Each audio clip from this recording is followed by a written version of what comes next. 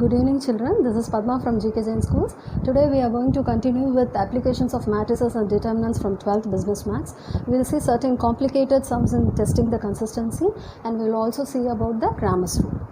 Sixth sum. For what values of the parameter lambda will the following equations fail to have unique solution?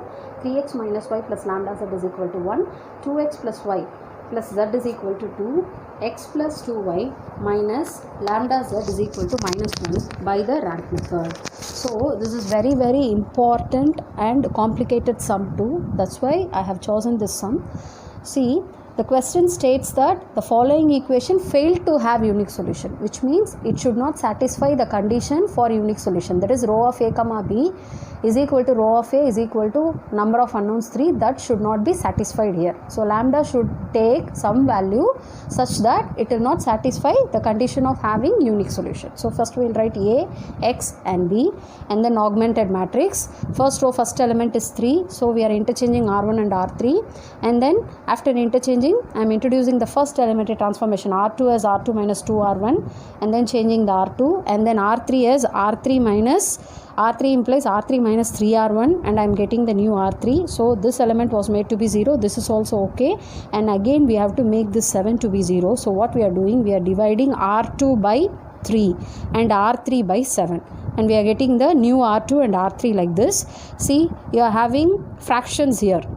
Okay, now somehow we have to make this part also, element also to be 0. So what we are doing here, see, first row, second row, r3 we are writing as r3 implies r3 minus r2. So we are subtracting also. So 0 minus 0 is 0, minus 1 minus of minus will become 0. This part calculation I will do it over here. See, it is 4 lambda by 7 minus 1 plus 2 lambda by 3. So now we will take the LCM. It should be 21 here.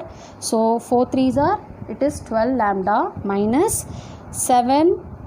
Here will multiply because of LCM, 2 lambda, which is equal to 12 lambda minus 7 minus 14 lambda by 21, which is again equal to minus 7 minus 2 lambda by 21. So the new element here is, here we'll write it as minus 7 minus 2 lambda by 21, and this is, once again we have to subtract here, 4 by 7 minus 4 by 3. So the LCM here is 21. So 4 3s are 12 minus 4 7s are 28, which is equal to minus 16 by 21. So the element here is minus 16 by 21. Write the elements here. It is 0, 0, minus 7, minus 2 lambda by 21, minus 16 by 21. Fine. Now what we have? We have the condition that it should fail to have unique solution. So it should fail to have unique solution means it should not have rho of a comma b, the whole thing, and rho of a should not be equal. Okay. So failing to have unique solution means it can have either infinitely many solution or no solution. So we'll check. Minus 7 minus 2 lambda by 21 is equal to 0. It is possible only when it is equal to 0. So minus 7 minus 2 lambda is equal to 21. When cross multiplied, it will also become 0. So minus 7 is equal to 2 lambda. So lambda takes the value minus 7 by 2. So only when lambda is taking the value minus 7 by 2, this equation, these equations will not have unique solution. So lambda value is minus 7 by 2. Now let's see what is Cramer's rule. How to apply Cramer's rule for non-homogeneous linear equations. First you have to write the given equation, coefficients of equation in the determinant format. Call it as delta, find the determinant value. It will be not equal to 0. Then only we can apply Cramer's rule. Then you have to find del x by replacing the x elements by the right hand side elements. Similarly del y and del z. After finding del x, del y, del z, we can find the values of x, y and z. Let's move on to the sums. We'll see Cramer's rule. Exercise 1.2, I have taken fifth subdivision from first question. X plus 4y plus 3z is equal to 2, 2x minus 6y plus 6z is equal to minus 3, 5x minus 2y plus 3z is equal to minus 5. First we will calculate del. I told you first you have to check del exists or not. We are checking the determinant value of del and we are getting it to be 168, which is not equal to 0. Since del is not equal to 0, system is consistent and have an unique solution. Now we will see how to find del x. To find del x, what you have to do, in the place of x values you have to substitute the right hand side value, that is 2, minus 3 and minus 5. So in the place of x you will replace 2, minus 3 and then last value is minus 5. All other value you will write as it is. 4, minus 6, minus 2, 3, 6, 3. Now you have to find the determinant value for this. See, I will find the determinant value. 2 into it is minus 18 plus 12.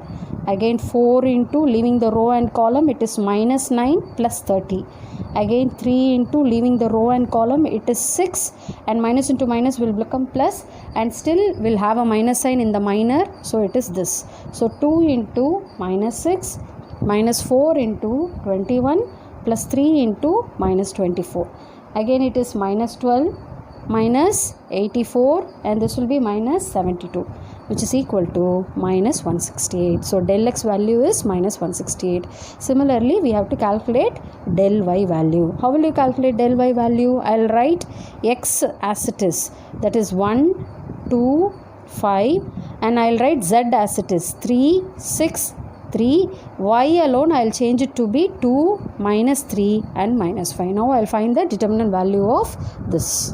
Similarly, del y, that is you have to replace the y elements by right handed side elements, that is 2, minus 3 and minus 5. See, for del y it has been replaced and we got the value to be 84. Similarly, del z, we have to replace z alone by the right handed side elements and we got it to be 56. Now to calculate the value, how to calculate the value of x? X is equal to del x by del. What is del x? Del x is 168, minus 168 and del is 168. So this will be minus 168 by 168, which is equal to minus 1. And then y will be del y divided by del. What is del y? Del y value is 84. So 84 divided by 168, which is equal to 1 by 2. And z is equal to del z divided by del, that is 56 divided by 168, which is equal to 1 by 3. Therefore, x is equal to minus 1, y is equal to 1 by 2 and z is equal to 1 by 3. So this is how we have to find the answer using the Cramer's rule. Let's see a statement problem from exercise 1.2, sixth sum. Read the question. A total of rupees 8,500 was invested in 3 interest earning accounts. First, let us name the interest earning accounts. 3 interest earning accounts as x, y and z. So the first equation will be x plus y plus z is equal to 8,500.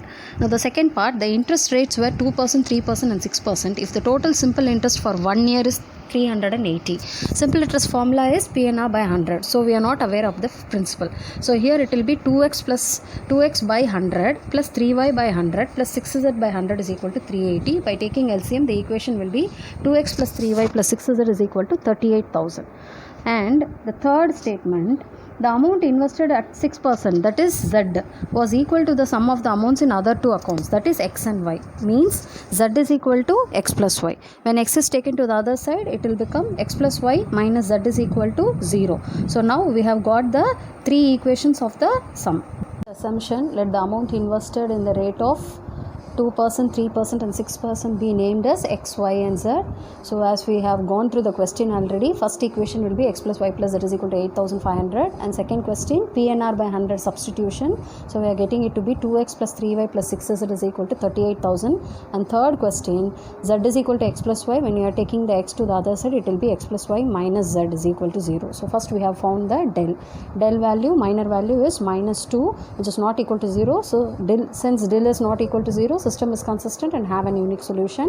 Now it is del x. Del x, what you have to do? In the place of x, you have to replace by the right hand side. Right hand side elements 8500, 38,000, and last one is 0. So I am substituting that and getting the del x value. And then similarly del y, I will replace y by the right hand side, and del z replace y by z by the right hand side. And finally we will get the value of x to be 250, y to be 4000, and z to be 4250. So the amount invested in three amounts are 250, 4000 and 4250. So this is how you have to solve the statement problems using Cramer's rule. Children, subscribe our YouTube channel so that you will be getting the updates immediately. So today we saw about testing the consistency of homogeneous equations in matrices and how to apply Cramer's rule for solving the matrices. We'll see about transition probability matrices in next class. Thank you, children.